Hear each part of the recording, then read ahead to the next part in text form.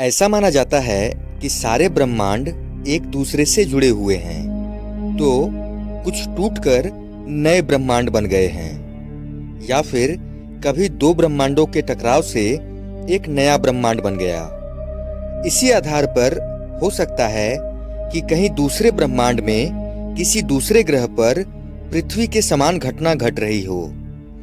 इस सिद्धांत के अनुसार हम जिस ब्रह्मांड में रहते हैं उसके साथ कई अन्य ब्रह्मांड मौजूद हैं। इसका मतलब कि वो हमारे ब्रह्मांड का ही प्रतिरूप होगा, जहां पर हमारी दूसरी संभावनाएं घटित हो रही होंगी, और इसे हम पैरेलल यूनिवर्स यानी समानांतर ब्रह्मांड के नाम से जानते हैं। पैरेलल यूनिवर्स की अवधारणा साल 1954 में वैज्ञानिक ह्यूज एवर्सिट ने पहली बार बताया था।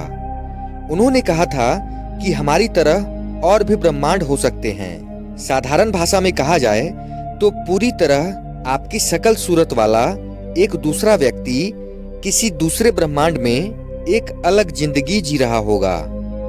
मान लीजिए कि हमारे ब्रह्मांड की धरती पर अगर आप एक साधारण इंसान हैं और एक साधारण जीवन जी रहे हैं, तो किसी दूसरे ब्रह्मांड में आप एक बड़े खिलाड़ी, बिजनेसमैन, डॉक्टर, इंजीनियर या भिखारी तक हो सकते हैं। बॉलीवुड और हॉलीवुड में पैरेलल यूनिवर्स पर कई फिल्में भी बन चुकी हैं। महान दिवंगत वैज्ञानिक स्टीफन हॉकिंग ने भी मल्टीवर्स और पैरेलल यूनिवर्स की अवधारणा का समर्थन किया था और इसे सही ठहराते हुए कहा था कि इस ब्रह्मांड में हम अकेले नहीं हैं। आगे चलकर पता चल जाएगा कि हमारे जैसे कई और ब्रह्मांडों का भी अस्तित्व है। साल 1965 में पैरेलल यूनिवर्स से जुड़ी एक घटना भारत में भी हुई थी। ये घटना इतनी अजीब है कि आपका इस पर विश्वास कर पाना बहुत मुश्किल होगा। 1965 में 33 वर्षीय वासु भनोट नाम का एक व्यक्ति था जो भारत के नैनीताल में रहता था। एक दिन उसने अपने चाचा के पास जाने का निश्चय किया। उनके चाचा नैनीताल से लगभग 90 किलोमीटर दूर सतराली नाम के एक सुदूर इलाके में रहते थे। 13 अक्टूबर 1965 को उन्होंने सतराली की यात्रा शुरू की। चूंकि पहाड़ी क्षेत्रों में यात्रा करना बहुत ही थकाऊ काम होता है, इसलिए उन्होंने कुछ आराम किया। कुछ देर आराम करने के बाद उन्होंने फिर अपनी यात्रा शुरू की। जब वह अपने गांव सतराली से कुछ ही किलोमीटर की दूरी पर थे, तो रास्ते में उन्हें घना कोहरा नजर आया। लेकिन पहाड़ी क्षेत्रों के पास कोहरा एक सामान्य घटना है, इसलिए वह कोहरे में प्रवेश कर गए। लेकिन जब वह कोहरे से बाहर आए तो कुछ अजीब हुआ। जब कोहरा छटा तो उन्होंने अपना गांव देखा, लेकिन वह गांव कुछ बदला बदला सा था। उनके गांव के रास्ते के किनारे एक झील हुआ करती थी, जिसे उन्होंने बचपन से देखा था। लेकिन उस दिन सड़क के किनारे कोई झील मौजूद नहीं थी। वह हैरान रह गए कि यह कैसे संभव है। पिछले साल जब वह गांव गए थे तो वहां एक झील थी, और एक साल में अचानक झील गायब हो गई थी। उस झील का कहीं कोई नामो निशान तक नहीं था। लेकिन चूंकि उन्हें अपने चाचा से मिलने की जल्दी थी, इसलिए उन्होंने उस झील के बारे में किसी से नहीं पूछा। जब वासु भनोट अपने पुश्तैनी घर पहुंचे, जहां उनके चाचा रहते थे, तो उनके साथ कुछ और चौंकाने वाला हुआ।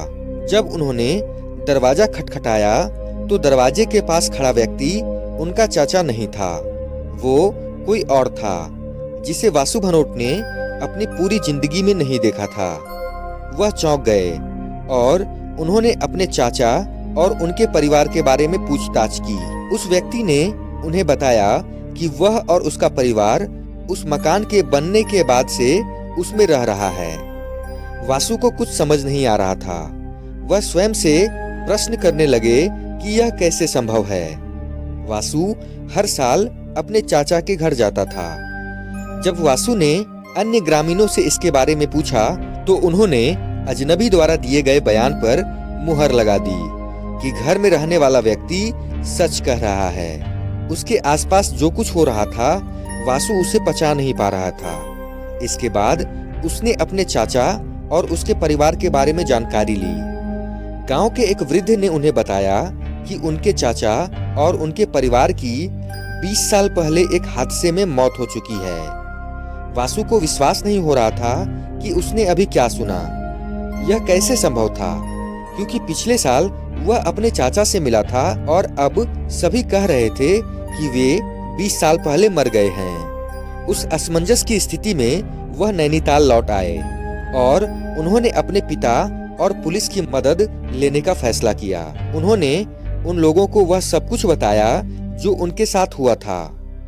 वासु भनोट के साथ हुई इस अजीब घटना के पीछे की सच्चाई जानने के लिए हर कोई हैरान और उत्सुक था। अगले दिन वासु ने फिर से सतराली की ओर अपनी यात्रा शुरू की, लेकिन इस बार यात्रा में उनके पिता और पुलिस उनके साथ थे। इस बार सब कुछ सामान्य नजर आ रहा था।